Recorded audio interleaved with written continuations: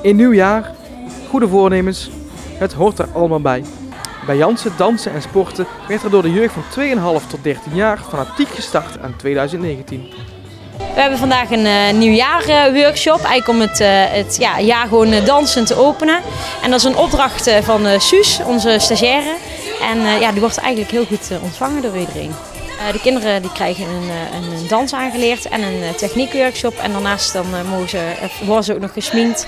En ze kunnen wat kleuren en gewoon even wat lekkers tussendoor. Ze hebben vandaag eerst een techniekles gehad, beide, techniekles en een dansles. Techniekles doen ze vooral voor de lenigheid, trainen ze daar en mooi bewegen. En bij de dansles hebben ze dus een dansje geleerd die ze dadelijk gaan optreden voor de ouders. En wat voor dansje is dat? Eén kleuterdansje gewoon, heel simpel. Eén beetje zomersdansje.